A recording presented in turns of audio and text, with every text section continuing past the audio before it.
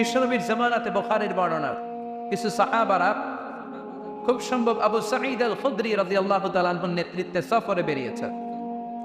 পথিমধ্যে ওনারা দেখলেন আরবদের মরুভূমিতে একটা গ্রাম, এই গ্রামের যে সর্দার, ওই সর্দারকে একটা বিষাক্ত সাপ দংশন করেছে। আরেক বর্ণনায় এসেছে লাদাগাতহু আকরাব, বিচ্ছু পোকা দংশন করেছে। ওই সাপের কামড় খেয়ে বিষাক্ত অবস্থায় ওই কওমের ওই গোষ্ঠীর সর্দার মরে যাওয়ার উপক্রম। চারিপাশে ভিড়, বৈদ্য কবিরাজ এদেরকে নিয়ে আসা হয়েছে। এরা এসে দোয়া কালাম করতেছে, মন্ত্র তন্ত্র পড়তেছে, সুমন্তর সু কালিকুত্তার গু। বাংলাদেশে বলে না এগুলা ছোটরা, সুমন্তর সু কালিকুত্তার গু বইরা বুঝতেছে এই সমস্ত মন্ত্র বললে কি মানুষ সুস্থ হয়? কথা বলেন। সাহাবারা বললেন আমাদের কাছে এমন মন্ত্র আছে যেটা পড়ে ফু দিলে, মানে রুকিয়া করলে তাকে সুস্থ করে দেয় কে? এরা কেউ বিশ্বাস করে না, বলে তোমরা বেদুইন, যাও মিয়া, কি সুস্থ করবা? এই সমস্ত কালিকুত্তার বই কিছু করতে পারে না, আর তোমরা বেদুইন নিরক্ষর উম্মি, তোমরা রুকিয়া করবে কোত্থেকে? বিশ্বনবীর সাহাবী বললেন এমন জিনিস আমার কাছে আছে, এই জিনিস পড়ে যদি আমি ফু দিয়ে দেই, আল্লাহর মেহেরবানিতে অসুস্থ ব্যক্তি সুস্থ হয়ে যাবে। কোনো ক্রমে যখন সুমন্তর সুতে আর কাজ হয় না, এবার বিশ্বনবীর সাহাবা আবু সাঈদ খুদরিকে এরা ধরল, আসো এসে একটু রুকিয়া করে যাও, ছাড়ফুঁক করে যাও। লোকজন ঠেলে সাইয়েদনা আবু সাঈদ খুদরি, বুখারীর বর্ণনা, ওই লোকটার পাশে বসলেন, বললেন কোথায় দংশন করেছে, জায়গাটা দেখালেন। উনি ওখানে হাত বুলিয়ে দিতে লাগলেন আর পড়তে আরম্ভ করলেন আলহামদুলিল্লাহি রাব্বিল আলামিন আর রহমানির রহিম মালিক ইয়াউমিদ্দিন। এরকম হাত বুলিয়ে দিতে দিতে 7টা আয়াত পড়তে দেরি, মুহূর্তের মধ্যে বন্ধ চোখটা খুলে যায়। আবার পড়ে ফু দিলেন, শোয়া থেকে এবার উঠে বসে গিয়েছে। আরেকবার ফু দেওয়ার পরে এবার বসা থেকে উঠে দাঁড়িয়ে হাঁটতে শুরু করেছে, পড়েন আল্লাহু আকবার। এবার আবু সাঈদ খুদরি বললেন তোমাদের নেতাকে সুস্থ করেছি, ছাগল দাও, ছাগল 30টা ছাগল দাও, আতিক গানাম, আরেক বর্ণনায় 100টা ছাগল দাও। তারা সবাই মিলে ছাগল কালেকশন করে দিল। বিশ্বনবীর সাহাবী বাপের বেটার মতো এক পাল ছাগল নিয়ে মদিনায় এলেন। মাঝপথে প্রতিমধ্যে ক্ষুধা লেগেছে সাহাবারা কয়েকটা ছাগল জবাই করেও খেলেন, প্রচন্ড ক্ষুধার্ত। জবাই করে খাওয়ার পরে টনক নড়ছে, হায় রে, কোরআন দিয়ে ফু দিয়া যে ছাগল আনলাম, আবার এই ছাগলও যে খাইলাম, এটা জায়েজ হয়েছে কিনা শরীয়তের মানদণ্ডে? মাসআলাটা বিশ্বনবীর কাছ থেকে recheck, cross check, double check করে নেওয়ার দরকার আছে না নাই? বিশ্বনবীর দরবারে যে হাজির, ইয়া রাসূলুল্লাহ এমন এমন ঘটনা ঘটেছে, সূরা ফাতিহা দিয়ে ফু দিয়ে তো আমরা ছাগল নিয়ে আসছি, জায়েজ হয়েছে কিনা? বিশ্বনবী বলে জায়েজ হয়েছে, মানে কোরআনের দাম বাড়ায় দিয়ে আসছো বেটা, কোরআনের মর্যাদাকে আরো বুলন্দ করে দিয়ে এসেছো, চিল্লায় বলেন আল্লাহু আকবার। ছাগল তোমরা সবাই ভাগ বটোয়ারার পরে অতিরিক্ত থাকলে আমারও দিয়ে একটা দিও, সুবহানাল্লাহ লাগবেন না? এজন্য সূরাতুল ফাতিহা পড়ে ফু দিলে অসুস্থকে সুস্থ করে দেয় কে? বাবুল ইস্তিশফা বিল কোরআন, সুনানি ইবনে মাজাহ একটা চ্যাপ্টারই আছে, চ্যাপ্টারের নাম হচ্ছে বাবুল ইস্তিশফা বিল কোরআন, কোরআন দিয়ে শেফা নেওয়া, রেমেডি নেওয়া, আরোগ্য নেওয়া। সূরাতুল ফাতিহার চাইতে সবচেয়ে বড় শেফা পৃথিবীর বুকে আর হতে পারে? আল্লাহর কোরআন সাক্ষী। এই কোরআনের ভেতরে রব্বুল আলামিন 2টা জিনিসের ক্ষেত্রে শেফা ব্যবহার করেছেন। এক করেছেন কোরআনের ক্ষেত্রে, আরেক করেছেন মধুর ক্ষেত্রে। কোন সুবহানাল্লাহ। মধুর বর্ণনা যখন আল্লাহ দিয়েছেন, তিনি বলেছেন ফিহি শিফাউন লিন্নাস। কোরআনের মধ্যেও যেমনি শিফা, মধুর মধ্যেও শিফা আছে না নাই? মধুর মধ্যে গ্লুকোজ আছে, সুক্রোজ আছে, ফ্রুক্টোজ আছে, ক্যালসিয়াম আছে, ক্যালোরিজ আছে, ভিটামিন আছে, মিনারেলস আছে, আপনার যা যা দরকার সব আছে। কারণ মৌমাছি যখন বিভিন্ন গাছের লতা পাতা থেকে, ফুল থেকে রস সংগ্রহ করে আনে, ওই গাছগুলোর মধ্যে বনাজি গাছ আছে না নাই? ঔষধি গাছ, ওই এলাকার যত বনাজি গাছ, ঔষধি গাছ, ঔষধ সমৃদ্ধ উপাদান নিয়ে এই মধুকে আল্লাহ তাআলা তৈরি করেছেন। কোন সুবহানাল্লাহ। এজন্য বিশ্বনবীর খাবারের তালিকায় সবসময় কমন থাকতো মধু। মধু আছে যেখানে বিশ্বনবী খেতেন, মধু গিফট করলে বিশ্বনবী সেটা রিসিভ করতেন। পারফিউম বিশ্বনবীকে কেউ দিলে বিশ্বনবী পারফিউম নেয় নাই, এরকম পাওয়া যায়। ভালো মধু দিলে খেতেন, কিন্তু দুর্গন্ধযুক্ত মধু দিলে বিশ্বনবী খেতে চাইতেন না। বিশ্বনবীর খাওয়ার একটা স্টাইল ছিল, উনি যেটাই খেতেন ভালোটা খেতেন, বাসি কিছু খেতেন না। সুবহানাল্লাহ পড়েন। আমরা মাঝে মাঝে বাসি ডাল, বাসি ভাত, বাসি তরকারি মেরে দেই না, এটা কিন্তু ক্ষতিকর। বিশ্বনবী বাসি কোনো খাবার কখনো খেতেন না। মধুর মধ্যে একটা দুর্গন্ধযুক্ত মধুর প্রকার আছে, এটাকে বলে মাগাফিরের মতো। বিশ্বনবী কখনো মাগাফিরের মধ্যে টাচ করতেন না। বিশ্বনবী রুটি খেতে পছন্দ করতেন, কিশমিশ খেতে পছন্দ করতেন। ছাগলের বাজর গোশত মানে সিনার গোশত খেতে পছন্দ করতেন। মাশরুম খেতেন বিশ্বনবী, মাশরুম। রুম্মান খেতেন, ডালিম ফল খেতেন। দুধ খেতে পছন্দ করতেন, লাউ খেতে পছন্দ করতেন। জব খেতেন, বার্লি খেতেন, খেজুর আরবিতে বলে তামার বালা, এগুলো খেতে বিশ্বনবী পছন্দ করতেন। এই সবগুলোর ভেতরে পর্যাপ্ত প্রোটিন আছে না নাই? এজন্য মধুর ভেতরে আল্লাহ শিফা দিয়েছেন, সূরাতুল ফাতিহার ভেতরেও শিফা দিয়েছেন। চিৎকার করে পড়তে হবে আল্লাহু আকবার। এরপরে বিশ্বনবী বলেছেন এই সূরার আরেক নাম হলো সাবউম মিনাল মাসানি, মানে নিত্য পাঠনীয় সপ্তবাক্য। ওয়ালাকাদ আতাইনাকা সাবআম মিনাল মাসানি ওয়াল কুরআনাল আযীম। আল্লাহ বললেন নবী, আমি আপনাকে নিত্য পাঠনীয় সপ্তবাক্য দান করেছি, পাশাপাশি কোরআনে আযীম দান করেছি। পড়েন সুবহানাল্লাহ। সূরাতুল ফাতিহার আরেকটা নাম হচ্ছে সাবউল মাসানি। সবাই আওয়াজ করে পড়েন সাবউল মাসানি। তাফসীর মাহফিলে এসে কিছু শব্দ শিখে যেতাম। I consider all the sitting people in front of me my student. আমি যখন বক্তৃতা করি আমি মনে করি যারা শুনছে তারা আমার ছাত্র। আমার আগে হামজা ভাই বসেছিলেন, তখন উনি ছিলেন আমাদের শিক্ষক, আমরা ছিলাম ছাত্র। আমার পরে শাইখুল ইসলাম সাইদ ভাই বসবেন, উনি আমাদের শিক্ষক, আমরা ছাত্র। কোরআনের ছাত্র হইতে মনে চায় না? কোরআনের ছাত্র হয়ে বাঁচলেও লাভ, মরলেও লাভ, যেরকম ঠিক কিনা? এই জন্য এই সূরার একটা নাম হচ্ছে সাবউল মাসানি। চিল্লায় বলেন কিনা? সবাই বলেন কিনা? সাবউল মাসানি।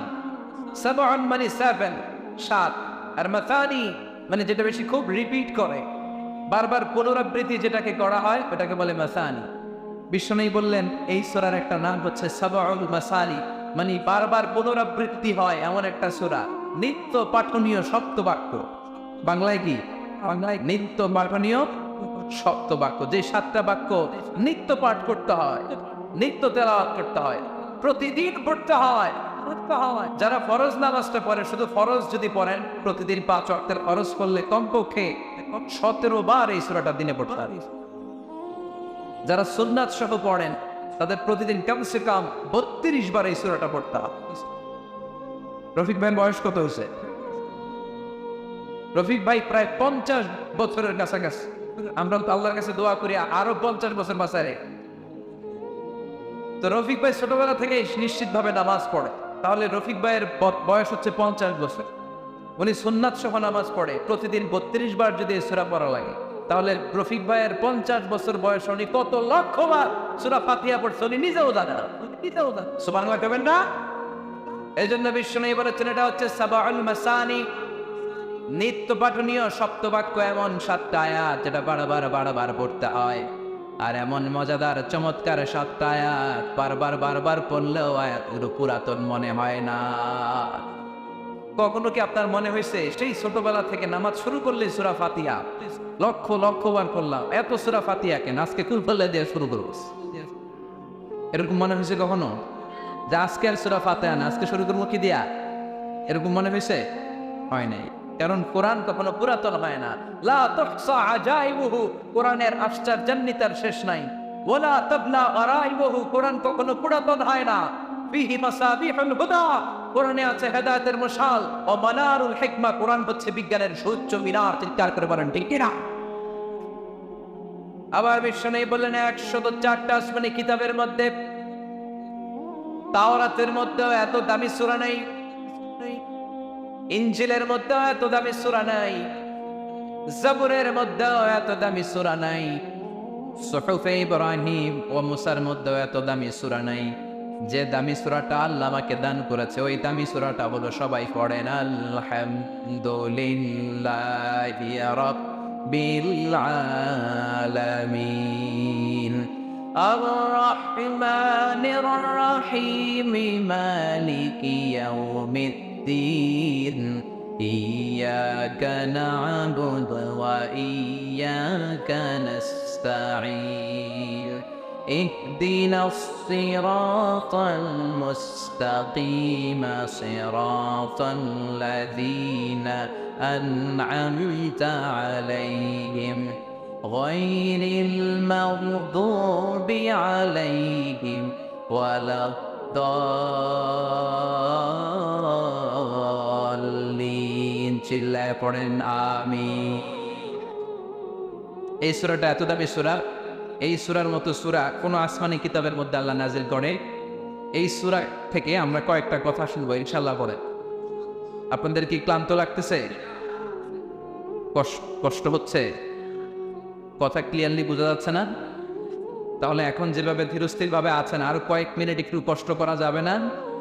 যাবে যাবে যাবে। স্লোগান দেন, লিল্লাহি তাকবীর, লিল্লাহি তাকবীর, লিল্লাহি তাকবীর। এই সূরাটা মাত্র 7টা আয়াত নিয়ে গঠিত। সবাই বলেন কয়টা আয়াত? মুখস্থ আছে না? মাত্র 7টা আয়াত। এই সূরাটা অনেকটা অভিনন্দন পত্রের মতো, ওয়েলকামিং লেটার। কি লেটার? ওয়েলকামিং লেটার, মানপত্র, অভিনন্দন পত্রের মতো। অনেক সময় আমাদের এলাকায় এমপি মন্ত্রীরা আসে না, প্রধান অতিথি হয়, তখন আমরা মানপত্র দেই, অভিনন্দন পত্র দেই, ঠিক কিনা? অভিনন্দন পত্রে কমসে কম 3টা অংশ থাকতে হয়। চিৎকার করে বলেন কয়টা? 3টা। প্রথমে থাকতে হয় প্রশংসা, মানে মন্ত্রীরে তেল মালিশ করতে হবে। কথা কর, প্রথমে আমরা তার প্রশংসা করি, আপনি সুমহান অতিথি, আপনার মতো মানুষ পৃথিবীতে দ্বিতীয়টা নাই, আপনার চরিত্র ফুলের চেয়েও পবিত্র। আছে না নাই? প্রথমে আমরা তার প্রশংসা করি, উই প্রেইজ হিম, আমরা তার প্রশংসা করি। দ্বিতীয় পর্বে আমরা নিজেদের পরিচয় দেই যে আমরা চান্দোলা কমিটি, আমরা এই হাই স্কুলের কমিটি, আমাদের একটা একাডেমিক ভবন লাগবে, আমরা এই মসজিদের কমিটি, আমরা এই মাহফিলের কমিটি, আমি সভাপতি, উনি সেক্রেটারি, উনি ক্যাশিয়ার, আমাদের পরিচয়টা আমরা দেই। তৃতীয় পর্বে আমাদের দাবি দেওয়া শুরু করি। শুরুতেই কি দাবি দেওয়া আরম্ভ করা যায়? এটা দাও, ওইটা দাও, দিতে হবে, না দিলে মানি না, মানবো না। প্রথমে যদি বলেন মানি না, মানবো না, খবর আছে না নাই? প্রথমে তেল মালিশ, প্রথমে তেল মালিশ করতে হয়, প্রশংসা করতে হয়, তারপরে নিজেদের পরিচয় পেশ করতে হয়, তারপরে দাবি দেওয়া পেশ করতে হয়। সূরাতুল ফাতিহাটা হুবহু এরকম একটা অভিনন্দন পত্রের মতো। 7টা আয়াতের প্রথম 3 আয়াতে কেমন করে আমরা আল্লাহর প্রশংসা করব, আল্লাহর গুণকীর্তন করবো, আল্লাহ সেটা শিখায় দিয়ে, সুবহানাল্লাহ নাই? চতুর্থ আয়াতে কেমন করে আমরা আমাদের নিজেদের পরিচয়টা আল্লাহর কাছে পেশ করব, সেটা আল্লাহ শিখায় দিলেন। এরপরে আমাদের দাবি দেওয়া আল্লাহর কাছে আমরা কেমন করে পেশ করব, ওইটাও আল্লাহ শিখায় দিলেন। তাহলে প্রথম 3টা আয়াতে আল্লাহ তাআলার প্রশংসা কেমন করে করতে হয় আল্লাহ শিখালেন। চতুর্থ আয়াতে কেমন করে আমাদের পরিচয়টুকু আল্লাহর কাছে পেশ করব, আল্লাহ সেটাও শিখাইয়ে দিলেন। শেষের 3টা আয়াতে কি দাবি দেওয়া আমাদের পেশ করা দরকার, আমাদের চেয়ে ভালো জানে কে? কেউ যেটা জানে না, জানে কে? আমরা আমাদেরকে যত ভালোবাসি, আমাদেরকে আমাদের চাইতে বেশি ভালোবাসে কে? সুবহানাল্লাহ, বাড়ি দিকে এগোয়। আপনি আপনারা যত ভালোবাসেন, আল্লাহ তাআলা আপনার চাইতে আপনার বেশি ভালোবাসে। আল্লাহু আকবার। প্রথম 3 আয়াতে প্রশংসা বাণী, চতুর্থ আয়াতে নিজেদের পরিচয়, পঞ্চম, ষষ্ঠ এবং সপ্তম আয়াতে কেমন করে দাবি দেওয়া পেশ করব সব শিখায়া দিলেন কে? এই সূরাতুল ফাতিহা, এটা কিন্তু আল্লাহর সাথে আমাদের কনভারসেশন, বুঝেন তো?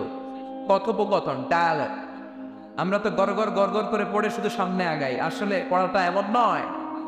সূরাতুল ফাতিহা যখন পড়ি, এই 7টা আয়াত পড়ার সাথে সাথে আল্লাহ তাআলা আমাদের সাথে কথা বলে। আমরা যখন বলি আলহামদুলিল্লাহি রাব্বিল আলামিন, তখন আল্লাহ আমাদের সাথে কথা বলে না। আমরা যখন বলি আর রহমানির রহিম, তখনও তিনি কথা বলেন। তার মানে প্রতিটা বাক্যের উত্তর আল্লাহর পক্ষ থেকে আছে না নেই? আমরা যখন পড়ি আলহামদুলিল্লাহি রাব্বিল আলামিন, আল্লাহ ফেরেশতাদের ডেকে বলে হামিদানি আব্দি, নজর করে দেখ আমার বান্দা আমার প্রশংসা শুরু করে দিয়েছে। আল্লাহু আকবার। তোদেরকে বলেছিলাম ইন্নী জাইলুন ফিল আরদি খলিফা, আমি দুনিয়ার বুকে মানুষ বানাবো। তোরা বলেছিলি মানুষ বানিয়ে লাভ নাই, আমরাই তো ভালো, আমরাই তো ভালো। কেন আপনি মানুষ বানাবেন? আপনি মানুষ বানাবেন, মানুষ দুনিয়াতে মারামারি করবে, কাটাকাটি করবে, রক্তপাত করবে, কিলাকিলি করবে, হরতাল দিবে। হরতাল আছে না নাই? কিলাকিলি আছে না নাই? গদিলে টানাটানি আছে না নাই?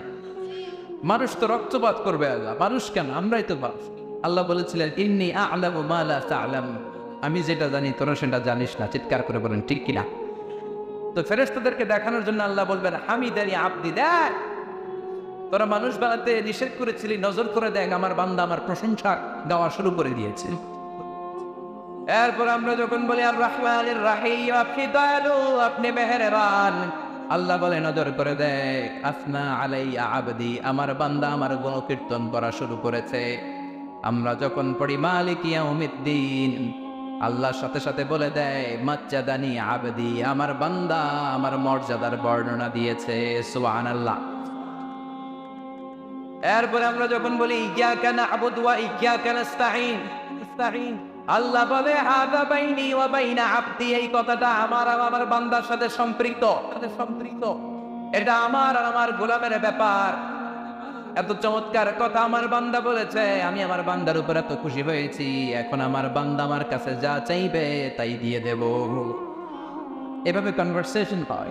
আমরাও বলি, আল্লাহও বলে। আমরা বলি উনি শোনেন, উনি বললে আমরা শুনি। এরকম একটা ফিলিংস আমাদের অন্তরের ভিতরে থাকার দরকার আছে না? নেই?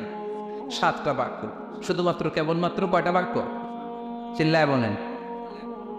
সালাতের মধ্যে আমাদের অনেকের মনোযোগ থাকে না, এরকম একটা অভিযোগ অনেকের আছে না? নাই? হুজুর অনেক চেষ্টা করে মনটারে ধরে রাখতে পারে না, মন একবার এদিকে যায়, আরেকবার ওদিকে যায়, একবার টানে, একটা বায়ে। মনকে আরবিতে বলে কল। চিল্লায় বলেন মনকে আরবিতে কি বলে? কল শব্দের অর্থ হচ্ছে নাড়াচাড়া করে, যেটা পরিবর্তন হয়। পৃথিবীতে সবচাইতে নাড়াচাড়া করে যে জিনিসটা এদিকে দিকে ছোটে, ওটা হচ্ছে মন। ওটা কি? পাগল মোহন, মোহন রে মন কেন এত কথা বলে, কত কথা কয় এই মন, কত দিকে যায় এই মন। এখন আমার মন আছে এখানে, একটু পরে ছুটছে ঢাকা, এরপরে সৌদি, এরপরে আমেরিকা, পাসপোর্ট ভিসা কিছু লাগছে। কথা কন, এটা খুব দ্রুত ছুটে চলে যেতে পারে। এজন্য এটাকে ধরে রাখতে হয়, নামাজের মধ্যে যদি মনটারে ধরে রাখতে হয়, কি কি পড়তেছেন অর্থ জানার দরকার আছে না নাই? আসুন আজকের এই তাফসীর মাহফিলে অন্তত প্রতিদিন সূরাতুল ফাতিহার মধ্যে যে 7টা আয়াত আমরা পড়ি, এগুলোর অর্থ জেনে যাই, কি বলে আল্লাহর প্রশংসা করি, জানার দরকার আছে না নাই? আসুন মনোযোগ দিয়ে একটু শিখার চেষ্টা করি। প্রথম আয়াতে আল্লাহ বলছেন আলহামদুলিল্লাহি রাব্বিল আলামিন, সকল প্রশংসা বহুমাত্রিক জগতের প্রতিপালক আল্লাহ তাআলার জন্য। সুবহানাল্লাহ পড়ে। আর রহমানির রহিম, দয়াময় মেহেরবান প্রভু হে। মালিক ইয়াউমিদ্দিন, তিনি প্রতিফল দিবসের মালিক। ইয়্যাকা না'বুদ ওয়া ইয়্যাকা নাস্তাঈন, আমরা শুধুই আপনার ইবাদত করি, আমরা শুধুই আপনার কাছে সাহায্য চাই। ইহদিনাস সিরাতাল মুস্তাকিম, প্রভু হে আপনি সহজ সঠিক সহজ সরল পথের দিশা দেন। সিরাতাল্লাযীনা আন'আমতা আলাইহিম, তাদের পথ যে পথে আপনার রহম বরকত অবারিত। গায়রিল মাগদুবি আলাইহিম ওয়ালাদ-দাল্লিন, আমরা অভিশপ্তদের পথও চাই না, আমরা পথভ্রষ্টদের পথও চাই না। আমিন। চিৎকার করে পড়েন আমিন। তার মানে প্রথমে কি করে প্রশংসা করব আল্লাহ শিখালেন, পড়েন আলহামদুলিল্লাহি রাব্বিল আলামিন। সকল প্রশংসার মালিক বহুমাত্রিক জগতের পালনকর্তা আল্লাহর জন্য। প্রশংসা কার জন্য? চিৎকার করে বলেন প্রশংসা কার? প্রথম শব্দটা হচ্ছে আলহামদু। প্রথম শব্দটা কি? হামদুন মানে প্রশংসা। আওয়াজ করে জবাব দিতে হবে মুসলমান, হামদুন মানে কি?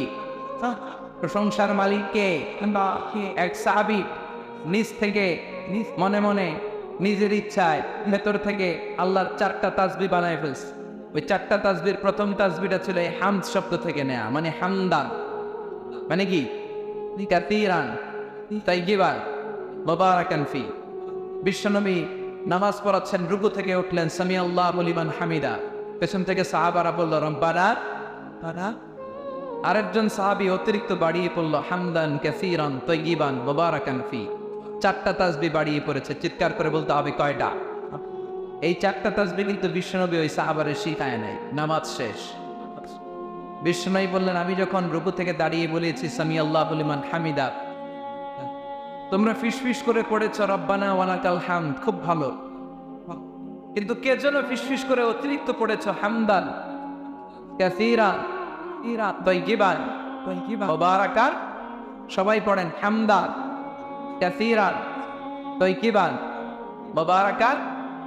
আওয়াজ করে পড়েন। 1 নাম্বারটা কি, 2 নাম্বার, 3 নাম্বার, 4 নাম্বার? আবার বলেন। বিশ্বনবী বললেন এই 4টা তাসবিহ তুমি পড়ছো, কই পাইছো? মিন আইনা ওয়াজাদতা হাদিহি তাসবিহাত, এই তাসবিহগুলো কই পেয়েছো? আমি তো শিখাই নাই। কে পড়েছে এই তাসবিহটা? কেউ দাঁড়ায় না, ডানে বায়ে সামনে পেছনে কেউ দাঁড়ায় না। বিশ্বনবী অভয় দিলেন, বললেন আমি কিছু বলবো না, কে পড়েছো দাঁড়াও। এক সাহাবী দাঁড়িয়ে বলল ইয়া রাসূলুল্লাহ আমি পড়েছি, আমাকে মাফ করে দেন। সুবহানাল্লাহ। বিশ্বনবী বললেন কেন পড়লি? আমি তো শিখাই নাই। সাহাবী বলেন নবী, আল্লাহর প্রশংসা আমার কম কম করলে ভালো লাগে না, আমার করতে মন চায় বেশি বেশি, এজন্য আমি বানাইছি। এটা আমি কি করছি? বানিয়েছি। I fabricated from my own, আমি আমার থেকে বানিয়েছি। ও নবী আপনি তো শিখান নাই, আবু বকরও শিখায় নাই, ওমরে ফারুকও শিখায় নাই, দুনিয়ার কেউ এই 4টা তাসবিহ আমারে শিখায় নাই। আমি আমার নিজ থেকে এই 4টা তাসবিহ বাড়িয়েছি, কারণ কম কম তাসবিহ পড়লে আমার পোষায় না, পড়তে হয় বেশি বেশি। বিশ্বনবী বললেন সাহাবী ভয় পাস নে, চিন্তা করিস নে, তুই যে 4টা তাসবিহ অতিরিক্ত বানিয়ে পড়েছিস, তোর এই 4টা তাসবিহতে যে সওয়াব হয়েছে, এই সওয়াবগুলোকে নিয়ে বিদউ ওয়া সালাসুনা মালাইকা, 30-এরও বেশি ফেরেশতা এই 4টা তাসবিহর সওয়াবটা 30 জনেরও বেশি ফেরেশতা কে কার আগে আল্লাহর আরশে পৌঁছে দিবে, এটা নিয়ে ফেরেশতারা আকাশে প্রতিযোগিতা করছিল।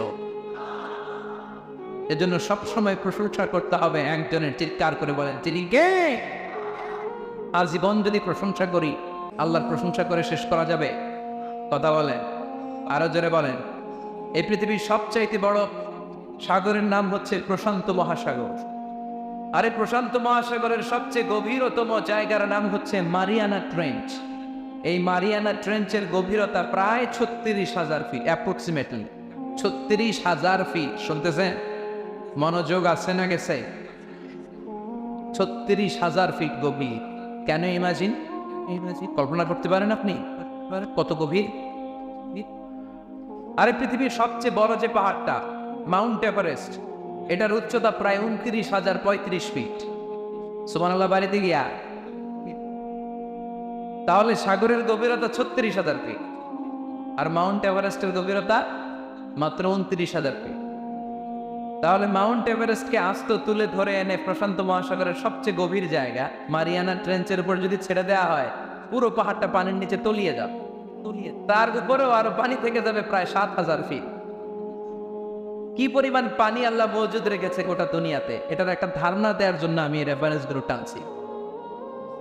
মাউন্ট এভারেস্ট নেপালের সাগর মাথায় অবস্থিত, 29,035 ফিটের পাহাড়টা প্রশান্ত মহাসাগরে রেখে দিলে পুরো পাহাড়টা তলিয়ে যাবে, উপরে খালি পানি থাকবে আরো 7,000 ফিট। এই পৃথিবীর দ্বিতীয় গভীরতম মহাসাগরের নাম আটলান্টিক মহাসাগর, যেটার সবচাইতে গভীর জায়গার নাম পোর্টোরিকো। এই পোর্টোরিকোর গভীরতা প্রায় অ্যাপ্রক্সিমেটলি 33,000 ফিট। সুবহানাল্লাহ পড়ে। এক্ষেত্রেও পৃথিবীর সবচাইতে উঁচু পাহাড়টা মাউন্ট এভারেস্টকে আস্ত তুলে ধরে এনে আটলান্টিক মহাসাগরের সবচেয়ে গভীরতম জায়গা পোর্টোরিকোর উপর যদি ছেড়ে দেওয়া হয়, এই আটলান্টিক সাগরও পুরো পাহাড়টা তলিয়ে যাবে, তার উপরে আরো পানি থেকে যাবে 4,000 ফিট। সুবহানাল্লাহ কইন না? গোটা পৃথিবীতে স্থল হচ্ছে মাত্র 30 ভাগ, 70 ভাগ হচ্ছে জল। নোয়াখালীরা কয় 70 ভাগ হানি আর আনি। 70 ভাগ কি? হানি। 30 ভাগ স্থল, 70 ভাগ জল। আটলান্টিক মহাসাগর কত বড় সাগর, লম্বা যে কত বড়, অ্যাটলাস ম্যাপ নিয়ে যাদের ধারণা কিছু ধারণা পাবেন, লম্বায় না আড়াআড়ি ভাবে, মানে প্রশস্তের দিক থেকে আড়াআড়ি ভাবে প্রশস্ত করে চান্দোলায় আপনারা কি বলেন, পাস পাস পরীক্ষায় না পাস করে মানুষ প্রশস্ত, এই প্রশস্তকে আপনারা বলেন পাস। এই পাশের দিক থেকে আটলান্টিক মহাসাগরটা কতটুকু পাস, কতটুকু প্রশস্ত।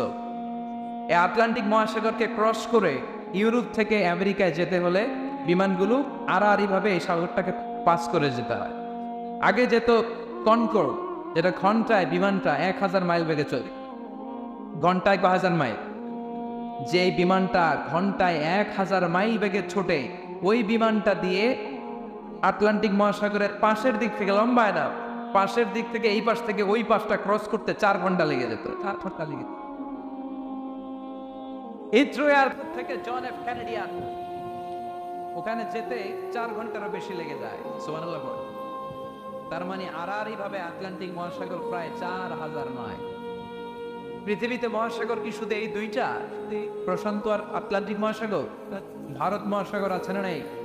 উত্তর মহাসাগর, দক্ষিণ মহাসাগর, কৃষ্ণ সাগর, চায়না সাগর, ভূমধ্য সাগর, লোহিত সাগর, বঙ্গোপসাগর, সাগর আর সাগরের ছড়াছড়ি। আল্লাহ বললেন আলহামদুলিল্লাহ, প্রশংসা তুই কেমন করে করবি শোন, পৃথিবীর সব সাগর আর মহাসাগরের পানি যদি কালি হয়ে যা, আর পৃথিবীর যত গাছপালা আছে সব গাছপালা যে পাতাগুলো আছে, এই পাতাগুলো যদি এরকম খাতা হয়ে যায়, খাতা হয়ে, আর সাগরের জল নামক কালি দিয়ে গাছের পাতা নামক খাতার উপরে যদি আমার তাসবিহগুলো তোলা লিখতে শুরু করে দিস, তাহলে পৃথিবীর এই বিশাল মহাসাগরের পানিগুলো, যেগুলোকে কালির সাথে আমি উপমা দিয়েছি, কালি সব শেষ হয়ে যাবে। পৃথিবীতে যত গাছের পাতা আছে, যেগুলো যদি খাতা বানালি খাতাও ফুরিয়ে যাবে, ফুরাবে না, শুধু আমার প্রশংসা চিৎকার করে বলেন ঠিক কিনা। এজন্য রাব্বুল আলামিন বলেন কুল্লাউ কানাল বাহরু মিদাদান লিকালিমাতি রাব্বি লানাফিদাল বাহরু ক্বাবলা আন তানফাদা কালিমাতু রাব্বি ওয়ালাউ জিনা বিমিসলিহি মাদাদা। সাগরের জলকে কালি করে, গাছের পাতাকে খাতা করে, তোমার মহিমা লেখা শেষ হবে না, যদিও লিখি প্রভু জীবন ভরে। সাগরের জলকে কালি করে, গাছের পাতাকে খাতা করে, তোমার মহিমা লেখা শেষ হবে না, যদিও লিখি প্রভু জীবন ওরে। সাগরের জলকে কালি করে, চিৎকার করে পড়েন আল্লাহু আকবার।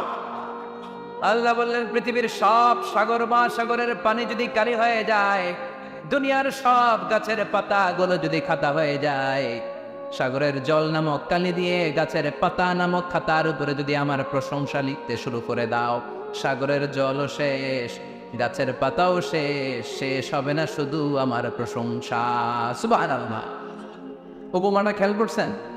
সাগরের জল যদি কি হয়, সবাই বলে, গাছের পাতা যদি কি হয়, খাতা। কুমিল্লায় কয়টা গাছ আছে? কথা কন। বাংলাদেশে কয়টা গাছ আছে? আমেরিকায় কয়টা আছে? তাহলে আফ্রিকার জঙ্গলে কয়টা আছে? সুবহানাল্লাহ কবেন না? সব পুড়িয়ে যাবে, আল্লাহর প্রশংসা করে শেষ করা যাবে। এজন্য আল্লাহ বললেন আলহামদুলিল্লাহ, প্রশংসা হবে একজনের, তিনি কে?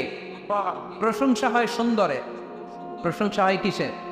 প্রশংসা হয় সত্যের, প্রশংসা হয় ন্যায় পরায়ণের। আল্লাহর চেয়ে সুন্দর কেউ আছে? কথা কন। দুনিয়া সুন্দর, আসমান সুন্দর, জমিন সুন্দর, সবই সুন্দর, সুন্দরে সুন্দরে পাল্লা। জানি না কত সুন্দর তুমি আল্লাহ, জানি না কত সুন্দর তুমি আল্লাহ। পড়েন সুবহানাল্লাহ। প্রশংসা হয় সুন্দর, আল্লাহর চাইতে সুন্দর কেউ হতে পারে না। প্রশংসা হয় সত্যের, আল্লাহর চাইতে মহাসত্য মহাবিশ্বে কেউ থাকতে পারে প্রশংসা হয় ন্যায় পরায়ণের। আল্লাহর চাইতে শ্রেষ্ঠ ন্যায় পরায়ণ ব্যক্তিত্ব, ন্যায় পরায়ণ সত্তা মহাবিশ্বে দ্বিতীয়টা কেউ আছে?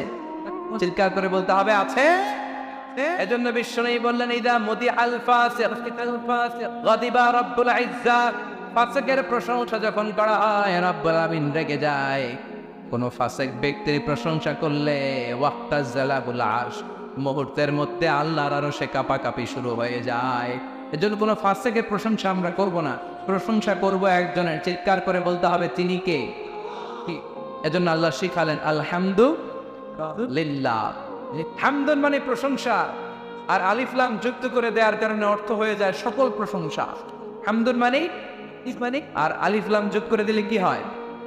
তার মানে যত প্রশংসার যত ডিজাইন হতে পারে, প্রশংসার যত স্টাইল হতে পারে, প্রশংসার যত ক্যাটাগরি হতে পারে, সব স্টাইলের, সব ডিজাইনের, সব ক্যাটাগরির প্রশংসা চলবে একজনের। চিৎকার করে বলেন, তিনি কে? এজন্য আল্লাহ বললেন আলহামদুলিল্লাহ। প্রশংসা দুনিয়ার কারণা, প্রশংসা কার? প্রশংসা হবে শুধুমাত্র কেবলমাত্র এক আল্লাহর জন্য। আর আল্লাহ নিজের নামটা এত সুন্দরভাবে সাজিয়েছে, এই নামের প্রশংসা করণের ভেতরেও আসার নাই। 4টা অক্ষর দিয়ে আল্লাহ তার নাম সাজিয়েছে। কয়টা? সবাই বলেন, আলিফ লাম, লাম হা। আওয়াজ করে বলতে হবে, আলিফ লাম, লাম হা। সবাই বলেন, আলিফ লাম, লাম হা। আবার বলেন,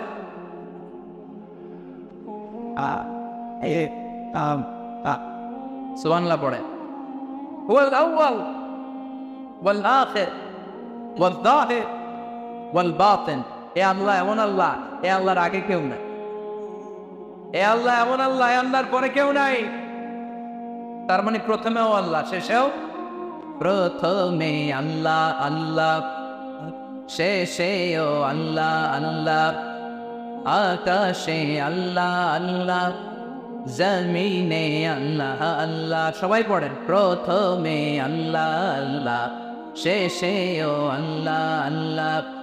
আকাশে আল্লাহ আল্লাহ, জমিনে আল্লাহ আল্লাহ। সবাই পড়েন আওয়াজ তুলে, প্রথমে শেষেও। আকাশে আল্লাহ আল্লাহ, জমিনে আল্লাহ আল্লাহ। নিখিল জাহান গায়ে গণগান, তার নামে গায় আমরাও গাহি তাআলা। হামদে বারি তাআলা, হামদে বারি তাআলা, হামদে বারি তাআলা। চিল্লায় গন সুবহানাল্লাহ। এজন্য রব্বুল আলামিন বললেন আলহামদুলিল্লাহি রাব্বিল আলামিন। সকল প্রশংসা ওই আল্লাহর জন্য, যিনি বহুমাত্রিক জগতের রব, যিনি বহুমাত্রিক জগতের রব। আলহামদুলিল্লাহ রাব্বিল আলামিন। রব, আমার আল্লাহর আরেক নাম হচ্ছে রব। আল্লাহর আরেক নাম কি? কবরের প্রথম প্রশ্ন কি? কথা গণ, সবাই গণ। মার রব, উত্তর কি? আল্লাহ আমারে রব। বলেন, আল্লাহ আমারে রব। দমে দমে তনু মনে তারিও আল্লাহ আমারে রব। তোমার দুনিয়াতে আমি যেদিকে তাকাই, অথই নেয়ামাতে ডুবে আছি সবাই। পাক পাখালির গানে শুনি তসবিহ কলরা, তসবিহ কলরা। পড়েন, আল্লাহ আমারে রব, রব। তাহলে রব এটা কবরের প্রথম প্রশ্ন। রব হচ্ছে কবরের প্রথম প্রশ্ন। রব হচ্ছে বিধানদাতা, রব হচ্ছে আইনদাতা, রব হচ্ছে রিজিক দাতা। রবের সহজ সংজ্ঞা আজকে চান্দোলার মাহফিল থেকে এমন ভাবে আমরা শিখে যাব যাতে জীবনেও না ভুলি, ইনশাআল্লাহ। পড়ে সব রব কাকে বলে? যখন যার যেটা যে পরিমাণে দেয়া দরকার, তখন তাকে সেটা চাওয়ার আগেই যিনি দিয়ে দেয়, তার নাম রব। সুবহানাল্লাহ পড়ে। যখন যাকে যেটা যতটুকু দিলে চলবে তাকে, তখন সেটা ততটুকু যিনি ফরিয়াদ করার আগে দিয়ে দেয়, তার নাম রব।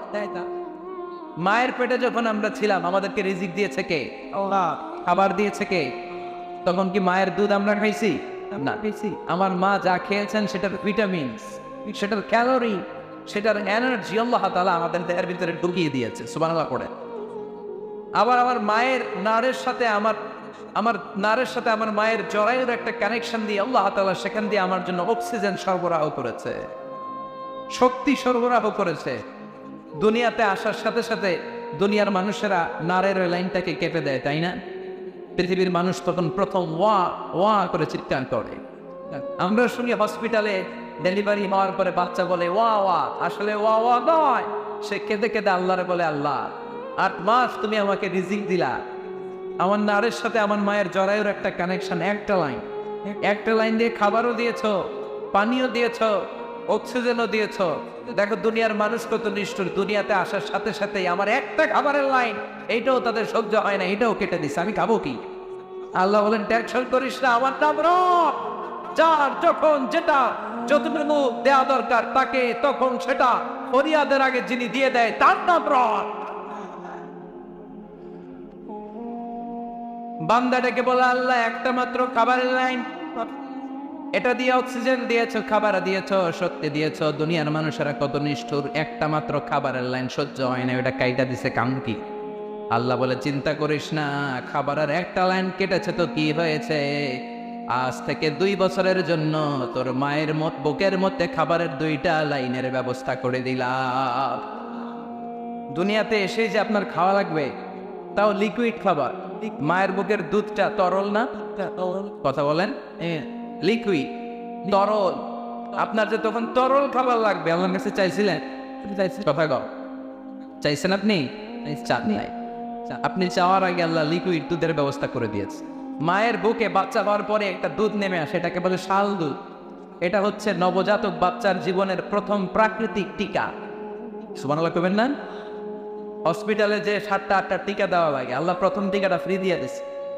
মায়ের শাল দুধের ভেতরে আপনার জন্য প্রথম প্রাকৃতিক টিকার ব্যবস্থা করে দিয়েছে কে? কারণ ফরিয়াদ করার আগেই যিনি দেয় তার নাম কি? 2 বছর মায়ের বুকের দুধ খেলাম। বুকের দুধ খাইলে তো দাঁত লাগে না? দাঁত লাগে? কথা কন, দাঁত লাগে? দাঁত লাগে না তো দাঁত দেয়ও নাই। সুবহানাল্লাহ পড়ে। বয়স আপনার এবার 2 পেরিয়ে 3 4, এখন গোশত চাবাতে হবে। কুরবানির গোশত খাওয়া হইবে না? মাছ চাবাতে হবে, আরতি চুষতে হবে। এখন দাঁতের দরকার আছে না নাই? দাঁত যখন দরকার ছিল না দেয় নাই, দাঁতের যখন দরকার ফরিয়াদের আগে দিয়েছে। সুবহানাল্লাহ কইবেন না? যার যখন যেটা যেভাবে দরকার তাকে তখন সেটা ঠিক ওইভাবে কতটুকু পৌঁছে যিনি দেয় ফরিয়াদ ছাড়া তার নাম রব। আপনি হিউম্যান অ্যানাটমি নিয়ে গবেষণা করেন, আমার দেহের অঙ্গ প্রত্যঙ্গগুলো যেখানে যেটা দরকার সেখানে ওইটাকে ফিটিং করে দিয়েছে কে? এই যে দেখেন কানের কি সুন্দর সেটিং, প্রত্যেকের 2টা করে কান আছে না? 2টার বেশি নাই তো না? আচ্ছা 2টা করে আছে। ধরেন এই কানের সেটিংটা, কানটা এইখানে না থেকে যদি আমার ডান কানটা এই ডান বগলের নিচে হইতো, বোঝার চেষ্টা করেন, আর আপনার বাম কান যদি আপনার বাম বগলের নিচে হতো। ধরেন আপনাদের 2 কান এদিকে নেই, আল্লাহ দিয়ে দিছে এইখানে, অবস্থাটা কি হতো? আজকের মাহফিল শোনার জন্য চান্দোলার সবাইকে এইভাবে টাকা লাগতো। কথা কখন? কারণ হাত দিয়ে কান চাপা মেরে রাখলে আওয়াজ কিছু শুনতে পাবেন। চাওয়ার আগে যেইভাবে সেটিং করা দরকার, ফরিয়াদের আগেই যিনি সেটিং করে দেয় তার নাম রব। চিৎকার করে কোন ঠিক না? স্ক্যান্ডিনেভিয়ান কান্ট্রিগুলোতে যে বাঘগুলো আছে, বাংলাদেশের বাঘ আর সাইবেরিয়া অঞ্চলের বাঘ একরকম নয়। সাইবেরিয়ার বাঘগুলোর গায়ে বিশাল বিশাল লোক, কারণ এটা বরফের রাজ্য। সাইবেরিয়াতে যে পেঙ্গুইন গুলো আছে, ডেনমার্কে, নরওয়েতে, স্ক্যান্ডিনেভিয়ান কান্ট্রিজ গুলোতে যেখানে 12 মাস বরফ পড়তে থাকে, তুষারপাত, ওইখানে উটও পাওয়া যায়। আরব বিশ্বের উট আর সাইবেরিয়ার উট একরকম নয়। আরব বিশ্বের উটের গায়ে কোনো লোম নাই। সাইবেরিয়ার স্ক্যান্ডিনেভিয়ান কান্ট্রিগুলো, নরওয়ের ওখানে যে উটগুলো পাওয়া যায়, ওই উটগুলোর গায়ে আল্লাহ বিশাল বিশাল লম্বা লম্বা চুল দিয়ে দিয়েছেন, লোম দিয়ে দিয়েছেন। কোন সুবহানাল্লাহ। ওই ভাল্লুকগুলোর গায়ে আল্লাহ প্রাকৃতিক কম্বল জড়িয়ে দিয়েছেন। কোন সুবহানাল্লাহ। কিন্তু বাংলাদেশের বাঘের গায়ে যদি কম্বল থাকে মরবে না? আর সাইবেরিয়ার ওই বাঘগুলোর গায়ে যদি কম্বল না থাকে, মোটা চুল না থাকে, ওগুলো মরে যাবে না? যেখানে যেই প্রাণীটাকে যেইভাবে সেটিং করা দরকার ওইভাবে ওই প্রাণীকে যিনি পাঠিয়ে দেন, ওই সত্তার নাম হচ্ছে রব। চিল্লায় বলেন ঠিক কিনা? খাবারের মধ্যে তিনি পানির অস্তিত্ব ঘটালেন। ডাবের মধ্যে যতটুকু পানি কমলার মধ্যে ততটুকু নাই। কমলার ভেতরে যতটুকু রস টমেটোর ভেতরে ততটুকু নাই। টমেটোর ভেতরে যতটুকু পানি ক্ষীরার ভেতরে ততটুকু নাই। যেই ফলের ভেতরে যতটুকু রস দেওয়া দরকার চাওয়ার আগেই সেটার ব্যবস্থা করে দিয়েছে কে? এজন্য আল্লাহ বলেন আলহামদুলিল্লাহি রাব্বিল আলামিন। সকল প্রশংসার মালিক, বহুমাত্রিক জগতের স্রষ্টা, রাব্বিল আলামিন। আলাম মানে একটা জগৎ, আর আলামিন মানে বহু জগৎ। জগতের অভাব নাই। উদ্ভিদ জগৎ, প্রাণী জগৎ, সাগরের অতল গহ্বরের জগৎ, মহাকাশের জগৎ, অদৃশ্য জগৎ, এই সবগুলো জগতের মালিক হচ্ছে একজন। চিৎকার করে বলেন তিনি কে? এরপরে আল্লাহ বললেন আর রহমানির রাহিম, তিনি দয়ার সাগর, তিনি মায়ার সাগর। আল্লাহর দয়ার মতো দয়া কারো আছে নাকি? আল্লাহ তুমি দয়ার সাগর, রহমানুর রহিম, তোমার দয়ায় পূর্ণ আমার সারা নিশিদিন, তোমার দয়ায় পূর্ণ আমার সারা নিশিদিন। সুবহানাল্লাহ পড়ে। আল্লাহর দয়ার কোনো কমতি আছে? তিনি মেহেরবান, তিনি দয়ালু। আপনি কত পাপ করেছেন, আপনার পাপ যদি হয় খালের পানির সমান, আল্লাহর দয়া হচ্ছে সাগরের পানির সমান। আপনার পাপ গুনাহ অন্যায় যদি হয় পাহাড়ের সমান, জেনে রাখবেন আল্লাহর দয়া আকাশের সমান। এজন্য আল্লাহ বলেছেন লা তাকনাতু মির রাহমাতিল্লাহ, খবরদার আমার রহমত থেকে নিরাশ হবি না। আপনি কত মিথ্যা বলেছেন, আপনি কত অন্যায় করেছেন, আপনি কত আর সুদ খাইছেন, ঘুষ খাইছেন, কত জুলুম করেছেন, জায়নামাজটা বিছিয়ে দিয়ে 2 রাকাত সালাত করে কপালটা ঘষে ঘষে আল্লাহর সিজদা দেন, চোখের পানি ছেড়ে আল্লাহর কাছে ক্ষমা চান। ক্ষমার মতো ক্ষমা চাইলে সব গুনাহ মাফ করে দিতে পারে কে? এজন্য ওনার নাম রহমান রাহিম। তার ভালোবাসার শেষ নাই। ভালোবাসা তৈরি করার পরে তিনি ভালোবাসাকে 100টা টুকরা করেছেন। কয়টা? 100 টুকরা করার পরে আল্লাহ 1 টুকরা পৃথিবীর সব মানুষ আর প্রাণীকুলের মধ্যে ভাগে যুগে ভাগ করে দিয়েছেন। আর 99 টুকরা দয়া মায়া ভালোবাসা আল্লাহ তার নিজের কাছে রেখে দিয়েছেন। আমরা সবাই মিলে পাইছি কয় টুকরা? আমি পাইছি, উনি পাইছে, উনি উনি উনি উনি পৃথিবীর সবাই, সাইয়েদনা আদম থেকে শুরু করে কিয়ামত পর্যন্ত যারা এসেছিল, যারা এখন আছে, যারা আসবে, সবাই মিলে ভাগে যুগে কয় টুকরা? সবাই মিলে 1 টুকরা। মনে রাখছেন কয় টুকরা? 1 টুকরার ভালোবাসার ঠেলায় যদি এরকম হয়, এই 1 টুকরা ভালোবাসার ঠেলায় ভালোবাসার গান আছে না নাই? ভালোবাসবো বাসবো রে বন্ধু, হ্যাঁ তো মায় যতনে, আছে না ভালোবাসার গান? আবার আইব বাচ্চা মরে গেছে, বয়ে গেছে, সব ভালো তুই একা বাসিস নে, একটু ভালোবাসি দে দিস মরে, আছে না নাই? সব ভালো একা বাসিস না, আমার একটু বাঁচতে দিস। কত ভালোবাসার গান, কত ভালোবাসার নাটক, কত ভালোবাসার উপন্যাস এসেছে পৃথিবীতে, কত ভালোবাসার ফিল্ম।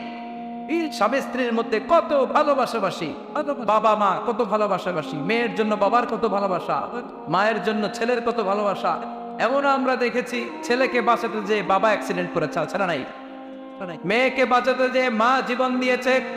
বন্যার পানিতে পানি খেতে খেতে মা দুনিয়া থেকে বিদায়, ছোট্ট বাচ্চাটারে বালতির মধ্যে তুলে মাথায় ধরে রেখেছে। মা মরে গিয়েছে, ছেলে মরে নাই, ছেলের মায়ায় মা জীবন দিয়েছে, আছে না নাই? 1 ফোঁটা পাইছো ভালোবাসা, 1 ফোঁটার ছিটে মোটা তোমরা সবাই মিলে পেয়েছো। তার নমুনা যদি এমন হয় যে রবের দরবারে 99 টুকরা ভালোবাসা তিনি মজুদ রেখেছেন, তার ভালোবাসা বেশি না কম? এজন্য আল্লাহ বলেন আর রহমানুর রাহিম, আমি দয়ার সাগর, আমি মায়ার সাগর, আমার ভালোবাসার কোনো সীমানা নাই, আমার রহমতের দরিয়া যে কত বড় তোর কোনো ধারণা নাই, ঠিক কিনা? এজন্য আল্লাহর উপর আস্থা আছে না আমাদের? বিশ্বাস আছে না আমাদের? আমরা যতই পাপ করি, পাপগুলো মাফ করে দিবে কে?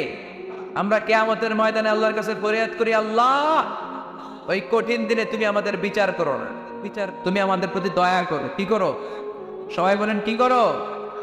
রোজ আসরে আল্লাহ আর করোনা বিচার, আল্লাহ করোনা বিচার, বিচার চাই না তব দয়া চাহে, এ গুনাহগার আল্লাহ করোনা বিচার আমি জেনে শুনে জীবনে ভরে পাপ করেছি পরে পরে এখন আশা নাই যে যাব তরে বিচারে তোমার আল্লাহ করোনা বিচার। সবাই পড়েন একসাথে, রোজ আসরে